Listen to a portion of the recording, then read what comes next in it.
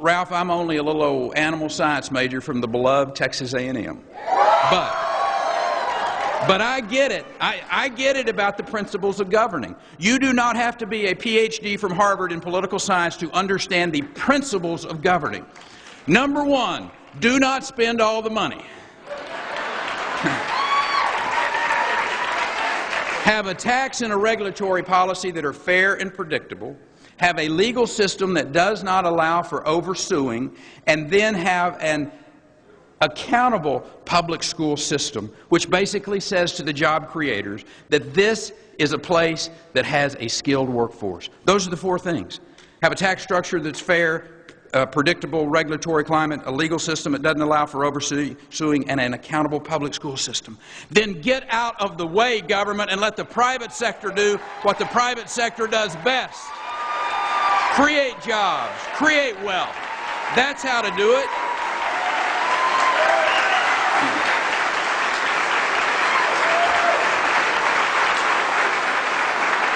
In 2003, we had a $10 billion shortfall in the state of Texas. Long story short, the first time since Reconstruction, from those of you outside of the southern states, that goes back to about the 1870s, we had in Texas, for the first time, all Republican leadership. Republican Speaker, Republican Lieutenant Governor, Republican Governor, Republican-dominated House and Senate.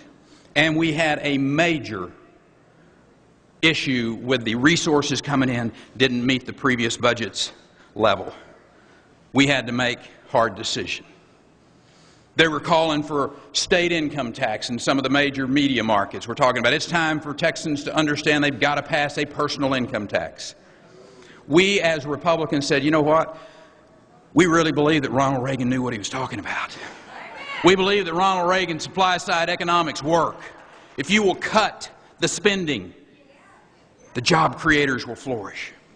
And that's exactly what we did. They were hard decisions. They were tough decisions. We are not the most popular people in the state of Texas. But that's okay. What we created in 2003 by putting those principles into play started a process that has today allowed Texas to stand without a doubt, irrefutably, as the #1 economy in America. There are more jobs created in the state of Texas in the last decade than any other state in the country. We are the #1 exporting state for the 8th year in a row.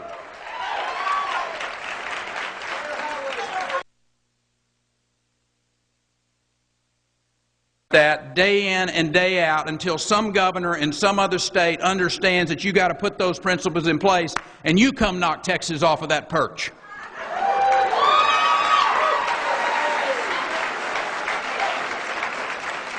I go to California on a pretty regular basis, and I can promise you the governor of California today is tired of seeing my mug in California, because Arnold knows I'm coming out there to recruit businesses to bring back to the state of Texas.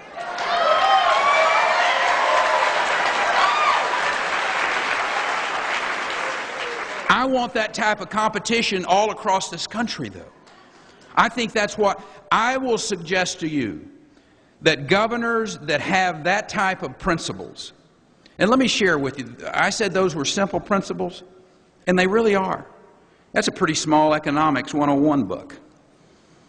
But there's a hard part about that.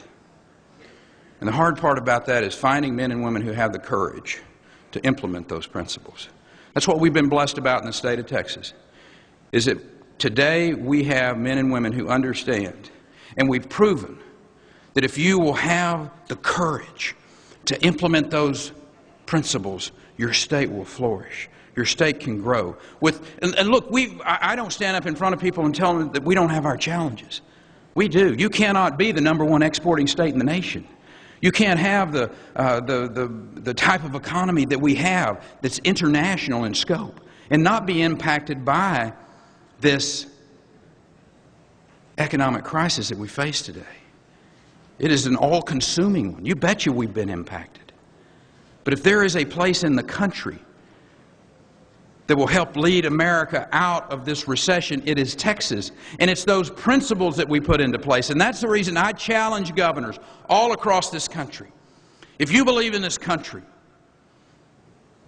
if you believe in the principles of the free market and capitalism, put those principles in place and help lead America back to the principles of promise that we made to the people. We can be preeminent in the world again, but it's going to take principled leadership. It's going to take men and women going to Washington, D.C. and saying no. I said, I hope there are a host of men and women that will stand up and run for office in 2010, and those are incredibly important elections. And one of the things that they say is, elect me and I'm going to go to Washington, D.C. and try to make it as inconsequential in your life as I can make it.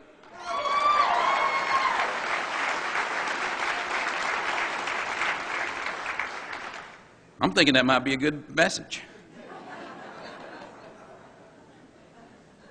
It takes principled leadership. Don't tell me you're a Republican and then go spend all the money. Don't tell me you're a Republican and not protect the innocent. Don't tell me you're a Republican and you work against the job creators in this country. We've got a lot of work to do. You know, one of the things, what is it that we could do? I mean, if you were given a wand and said you've got one wish to put upon this country, to change America today, what would it be? I'll tell you what mine would be. It would be to pass a constitutional amendment to the U.S. Constitution that requires a balanced budget. There is nothing more powerful to this country than to say to those in Washington, D.C., this is how much money we have, and this is all that you can spend. That's what needs to happen in this country. People are starting to wake up. Thank God. We have come out of that fog. You know, we hadn't landed yet, but we see the airport down there. The work that you all are going to do, and this 2010 election cycle is so powerful.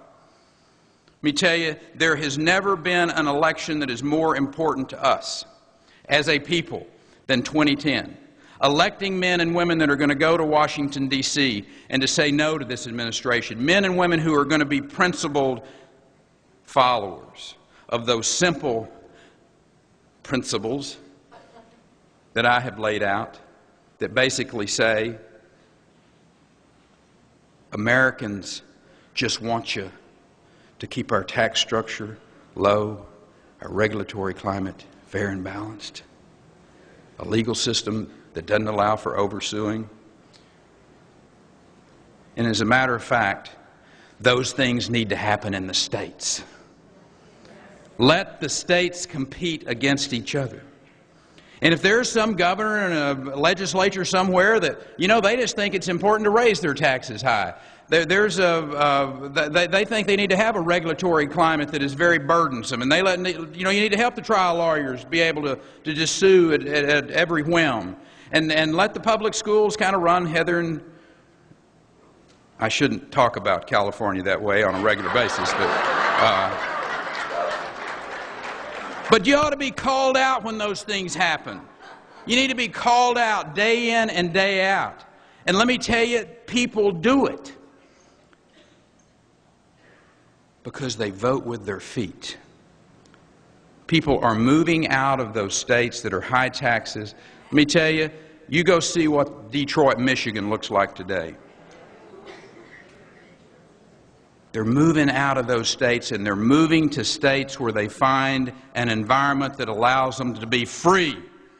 And that's what 2010 is really about. It's about freedom, it's about liberty, and it's about men and women that will go to Washington, D.C. and to tell Washington, no, we are no longer going to take the freedoms away, no longer take the liberties away from the people, and get back to the Constitution. Have a strong stand on Republican principles. The momentum is building. Ralph, if you had told me a year ago that we would see this powerful resurgence. Let me tell you, in January of 2009, I had my head under my wing. I was feeling under the weather. Politically, I thought we were in deep, deep trouble. And something really interesting happened. On April the 15th, tea parties all across this country, men and women standing up and saying, "Read the Constitution." And I want to say thank you to every one of you that went to a tea party, that engaged in a tea party, that were involved in it, because you are bringing back America to its rightful place of people who understand what the Constitution is all about. That is what this election is about. God bless you, and through you may God continue to bless this great country that we live in. Thank you very much.